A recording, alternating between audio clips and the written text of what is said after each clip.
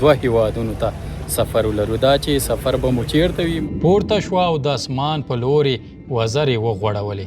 لږ وروسته مو د سالنګ سپین غرونه تر سترګو شول چې د سفر خوږوالی لا زیات کړ. طبیعت، جغرافیې او د اوبو د ارزښت یوه ژوندۍ ننداره هم وه. د ازبکستان پلازمینې تاشکند ته ورسېدو. د نړۍ له ګڼو ښارونو سره مستقیمې الوتنې لري او هر کال د میلیونونو مسافرو کوربتوب کوي. موږ فعلا روان یو ګانزو ته، بس د ګانزو نه خواته ځو بیا یو ته. د تاشکند په نړیوال هوایي ډګر کې مو شاوخوا 8 ساعته انتظار وکړ. ورو ورو ماښام شو او د چین په لور زموږ د سفر دوهم پړاو پیل شو. دا هم د سفر له هغو نوو تجربو څخه وه چې تل به مې په یاد پاتې وي. د شپې له اوږدې الوتنې وروسته د سهار شاوخوا 6 بجې د چین د شانګهای نړیوال هوایي ډګر ته ورسېدو. راورسېدو خو ډېرې ستړي کړلو. زموږ لومړنی تمځای یو هندي رستورانت و او باراني هوا د شانګهای ښار ښکلا لا نوره هم زړه راښکونکې کړې وه. اوس مهال دا ودانۍ د یو تاریخي موزیم او یادګاري تالار په توګه ساتل شوې ده. لکه بېلابېل ډوله عطرونه چې دلته پاشل شوي. د باراني موسم او ټیټو وریځو له امله د ښار ځینې اسمان سکې ودانۍ په وریځو کې پټې شوې وې. لکه څنګه چې د تکنالوژۍ د مور ښار یادېږي، همدغسې پکې ډېره تکنالوژي په سړکونو، په بازارونو، په مارکیټونو، په ودانیو کې کارول شوې ده.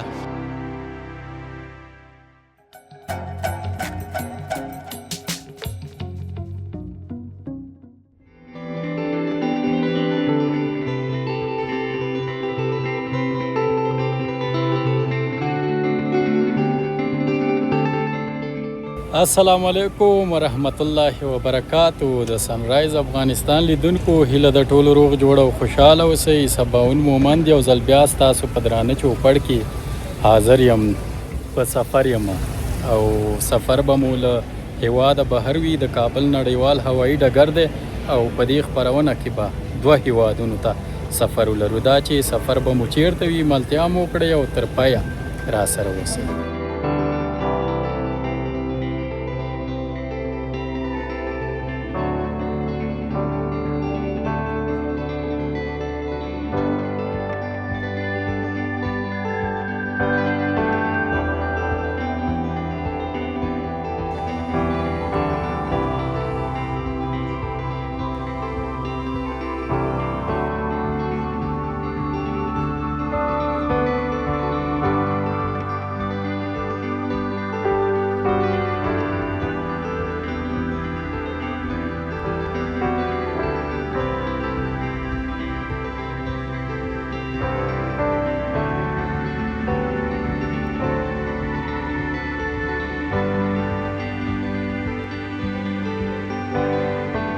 زما سفر د کابل نړیوال هوایي ډګر څخه پیل شو. الوتکه ورو ورو له ځمکې څخه پورته شوه او د اسمان په لورې وزرې وغوړولې.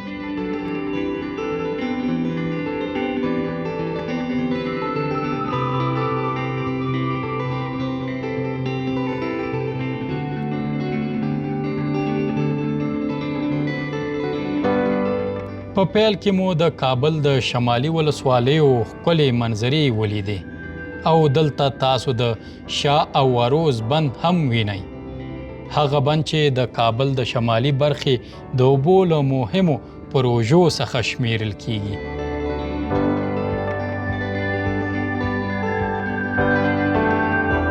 الوتکه د افغانستان پر بیلابیلو سیمو تیریده او له لوړو څخه د وطن هره سیمه خپله ځانګړې ښکلا لرله.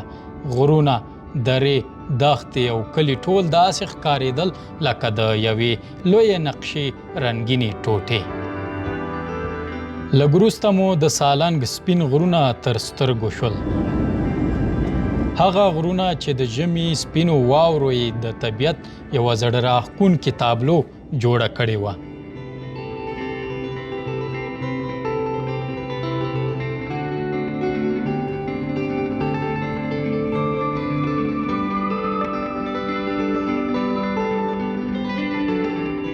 د الوتکې د میلمه پالنې وخت را ورسید. موږ ته قابلي پلو، کیک او نور خواړه راوړل شول چې د سفر خوږوالی یې لا زیات کړ.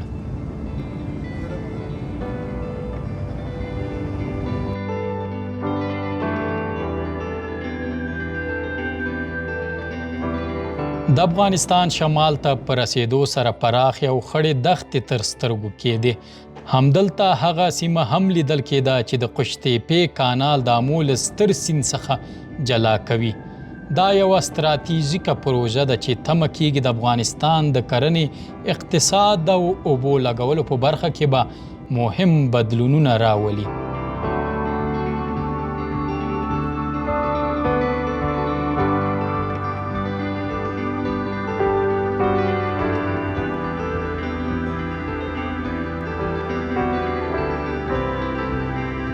کله چې ازبکستان ته داخل شو، منظره په تدریج بدلیده. شنې کرنیزې ځمکې، منظم کرنیز فارمونه او د اوبو لګولو پراخ سیستمونه له لرې هم څرګند وو. له هوا څخه په اسانۍ معلومېده چې د هېواد د آمو سیند له اوبو څخه اغېزمنه ګټه پورته کړې ده.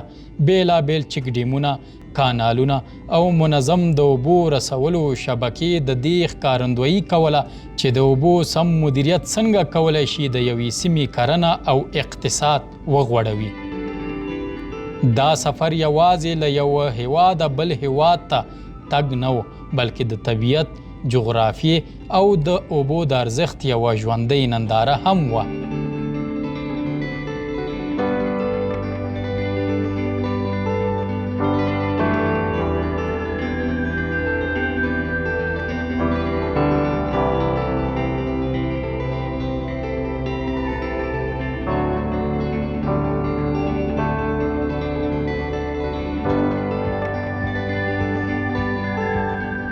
له شاوخوا 1 ساعت او 13 دقیقو الوتنې وروسته د ازبکستان پلازمینې تاشکند ته ورسېدو. غرمه مهال و او له الوتکې څخه د ښار لومړنۍ منظرې خورا زړه راښکونکې وې. پراخ او منظم سړکونه، لوړې ودانۍ او په وریځو پوښلی اسمان د تاشکند ښکلا نوره هم ځانګړې کړې وه.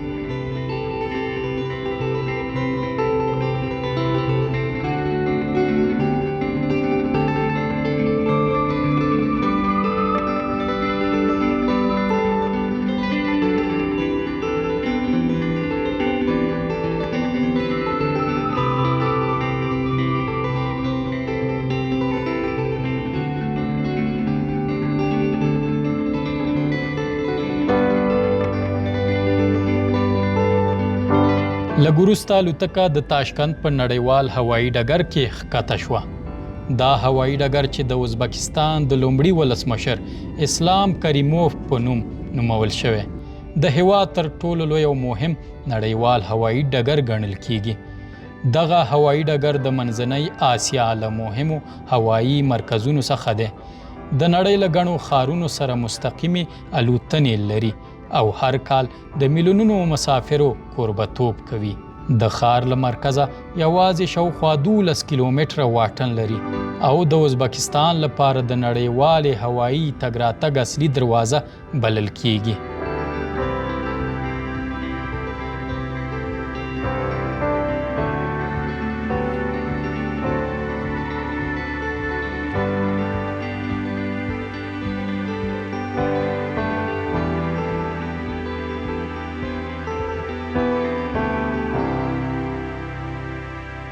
دوستانو بیا هم ښه راغلاست. د کابل څخه راغلو تاشکند ښار ته. تاسو به تصویرونه، انځورونه، ویډیوګانې لیدلي وي.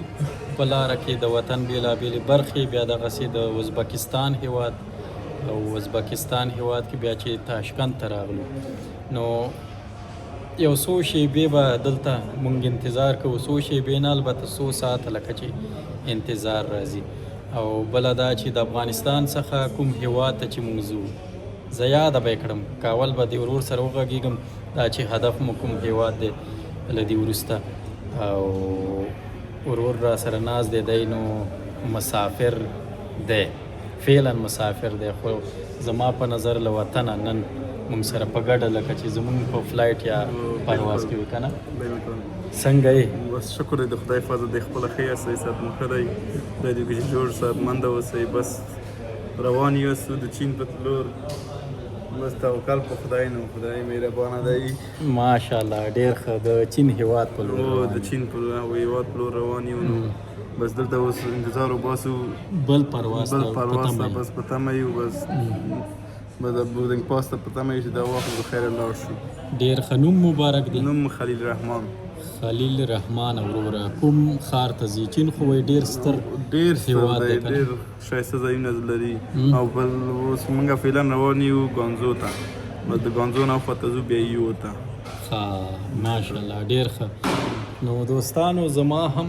هدف دا دی چې په دې خپرونه کې به نن ورځو له خیرزان به موږ هم چین ته رسوو په چین کې بیا د شانګهای ښار ته ځینې خلک ورته د تکنالوژۍ د مور ښار هم وایي که نه په نړۍ کې یو له هغو ښارونو څخه دی چې ډېره تکنالوژي دلته تولیدېږي او عموم کې نو چین بیا داسې یو هېواد دی چې د دې هېواد هغه تولیدات تکنالوژي اوس مهال نو په ټوله نړۍ کې چلیږي نو خپله بیا څه لپاره ځي بس موږ سیمساري دپاره به ځو وروره سیمسارۍ کاروبار کې سیمساري په وطن کې په وطن کې کابل کې ښه ماشاءالله ډېر ښه ولته ورځي هغه کوم توکي شیان چې بیا به رانیسي رانیسو بس راځو بس بېرته خپل وطن ته ماشاءالله او یو میاشت دپاره ځو بس هلته مسافر یو بس ډېر ښه نو یو میاشت لپاره ځي او یو میاشت دپاره لومړی ځل دی د چین ته نه دا پنځم ځل دی پنځم ځل دی د چین هېواد په اړه که ووایي څنګه هېواد ډېر ښایسته هېواد دی بس سهولتونه ډېر لري بس افغانانو نه راضي دي بس موږ هم راضي یو د دې سبب ګرځېدلی دی چې بالکل. زیاتره خلکو ته یې د کار زمینه مساعده ډېره، کړې په ټوله نړۍ کې دغسې ټوله تجارت نړۍ کې روان دی د دې هېواد نه لکه ټوله دغسې نړۍ نه خلک راځي بس چین ته خپل توکي اخلي بس ځي په خپل ولایتونو کشورو ته ډېر ښه او افغانان هم زیاتره نو ډېر زښته ډېر افغانان دي نن سبا خو هفته نه وي پوره بس افغانان به خوښي چاینا ته ماشاءالله چاینا ډېر ښه ځای دی ډېره مننه مسافر ټوله نړۍ کې هېوادوال دي ګوري که څه سلام کلام بس پیغام لري. سلامونه دي ټول هېوادوالو ته بس وعلیکم سلام کور ودان دوستانو خلیل رحمان ورور دی چې دی هم چین ته روان دی خو له بده مرغه چې له دې وروسته به موږ سره مل نه وي دی بل ښار ته ځي او د دوی الوتنه هم توپیر لري نو موږ به یو څو شېبې انتظار وکړو داسې بې خوبه مې هڅه به وکړم که دلته چېرته د خوب زمینه مساعده شي له هغې وروسته به بیا ورځو له خیره مخ په چین لاره کې به بیا هغه انځورونه هم شریکوو او شنګهای ښار ته به رسېږو له خیره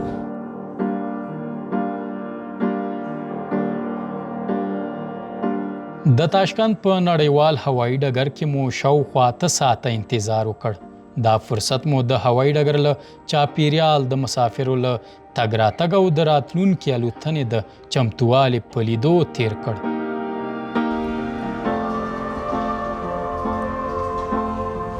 ورو ورو ماښام شو او د چین په لور زموږ د سفر دوهم پړاو پیل شو الوتکه له ځغاستلي کې پورته شوه د تاشکند د ښار څراغونه ورو ورو تر شا پاتې شول او موږ د یوې نوې تجربې او نوي منزل په لور خپل سفر ته دوام ورکړ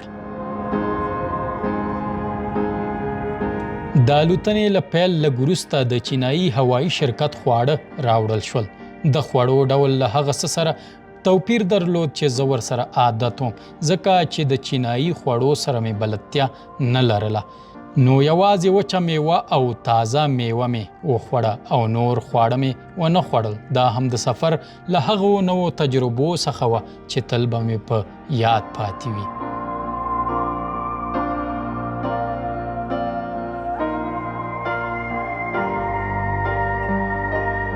له تاشکند څخه تر شانګهای پورې زموږ الوتنه شاوخوا 7 ساعته روانه وه د شپې له اوږدې الوتنې وروسته د سهار شاوخوا 6 بجې د چین د شانګهای نړیوال هوایي ډګر ته ورسېدو په شانګهای کې باران ورېده او هوا ډېره خوندوره یخه او تازه وه د سهار هغه ارامه فضا د سفر ستړیا یو څه کمه احساسوله خو د پرله پسې الوتنو او بې خوبۍ له امله موږ لا هم ستړي وو سره له دې چې چین ته رسیدل او د سفر د نوي پړاو پیل زموږ لپاره یوه په زړه پورې او نه هېرېدونکې تجربه وه.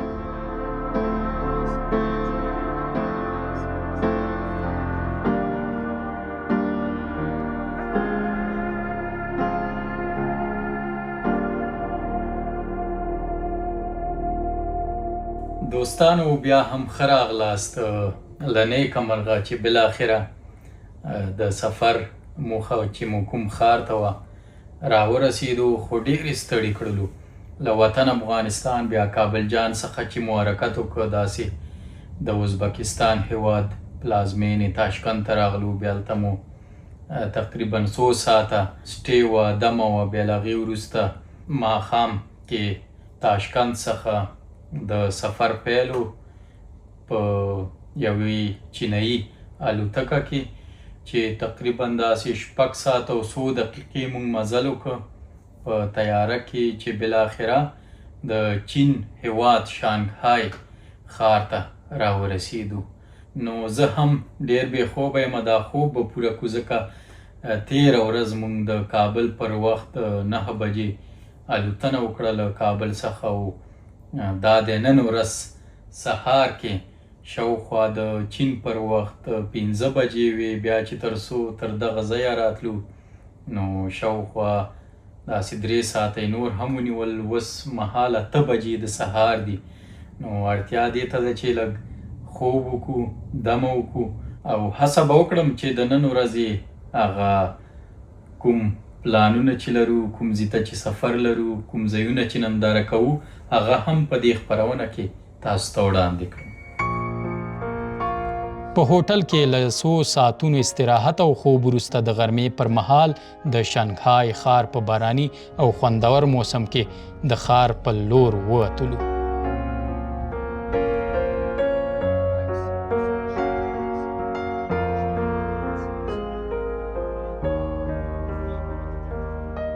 زموږ لومړنی تمځای یو هندي رستورانت و، ځکه هلته حلال خواړه برابرېدل. په همغه رستورانت کې مو غرمنۍ وکړه. د اوږده سفر او ستړیا وروسته د خپلې خوښې او حلالو خوړو خوړلو ډېر خوند راکړ.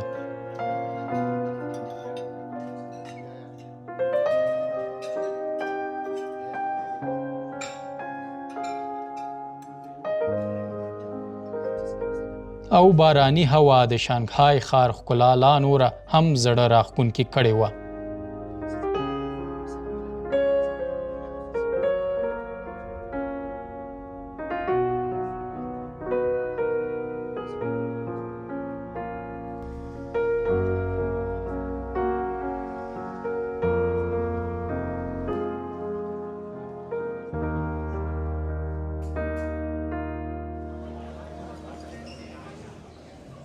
له هغې وروسته مو د شانګهای ښار د چین د کمونیست ګوند د لومړي کانګرس د یادګاري تالار لیدنه وکړه. دا تاریخي ځای ځکه ځانګړی اهمیت لري چې په 1921 زیږدیز کال کې د چین د کمونیست ګوند لومړی غونډه همدلته ترسره شوه او د همدې ځای څخه د ګوند بنسټ کېښودل شو.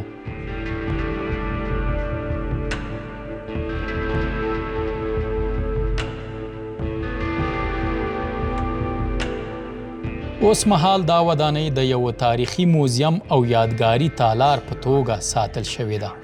په تالار کې د هغه وخت تاریخي اسناد، انځورونه، د غونډې د خونې بیا رغول شوې بڼه او نور ارزښتناک توکي نندارې ته ایښودل شوي چې د چین د معاصر سیاسي تاریخ د پیل مهم پړاو بیانوي.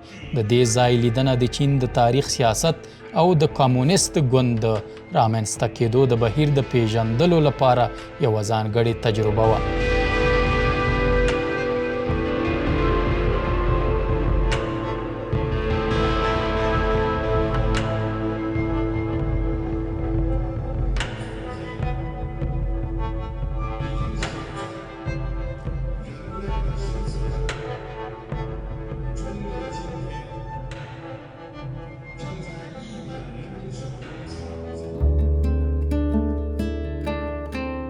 دوستانو د چین د کانګرس لومړی ماڼۍ مو ننداره کړله او دلته یې دغه برخه د ګلانو جوړه کړې ده چې دا ټول طبیعي ګلان دي او ډېر ښکلی بوی له ځانه سره لري. لکه څنګه چې په انځور کې داسې ښکاري لکه مصنوعي چې وي، پلاستیکي چې وي، همداسې له نږدې هم ډېر ښکلي برېښي او له نږدې بیا ورسره دا ښکلی بوی هم شته دی، لکه بېلابېل ډوله عطرونه چې دلته پاشل شوي.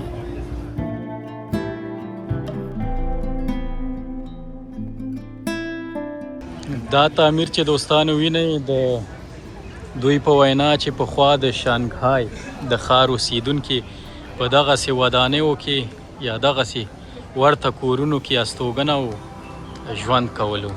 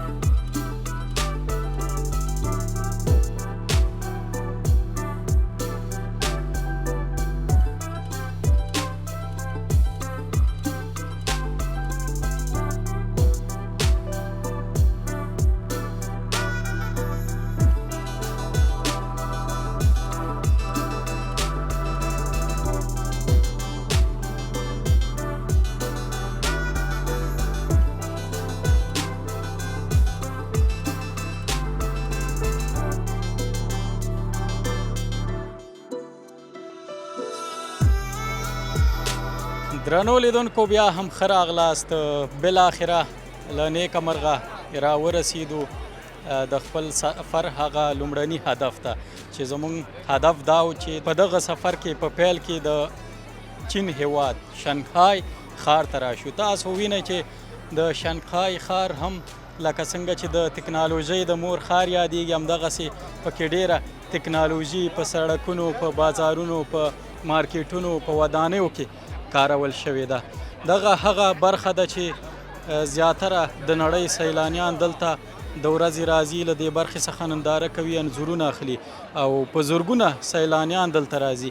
تاسو وینئ چې دلته په داسې اندازه لوړ پوړې ودانۍ بلډینګونه جوړ شوي دي چې حتی په دې وریځو کې سرونه پټیږي او کله چې اسمان مکمل وریځ وي نو نیم نه ښکاري، دا ځکه چې ډېرې لوړې او پورته ودانۍ دي. او دوستانو هیره دې نه وي چې په شانګهای کې یا په چین کې تر ټولو لوړه ودانۍ هم دا د رایز ودانۍ ده.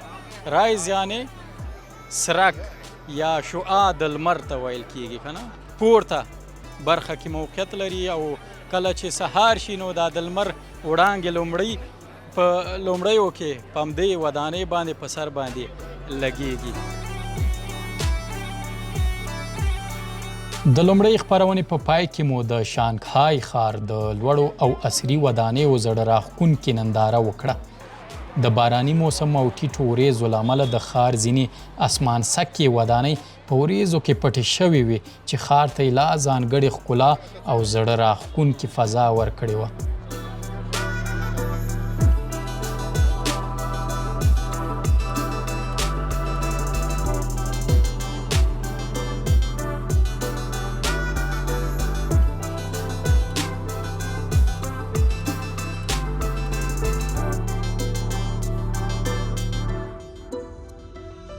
له همدې ښکلو منظرو سره د چین د سفر د لومړۍ برخې ننداره هم پای ته رسیږي. له تاسو څخه مننه چې تر دې ځایه مو زموږ ملتیا وکړه.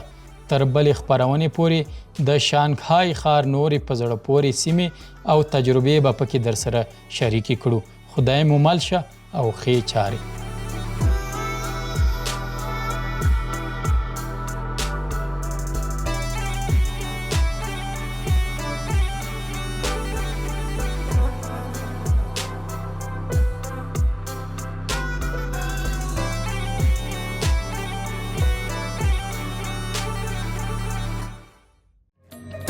زموږ چینل سبسکرایب او د زنګ بټنه کېکاږئ.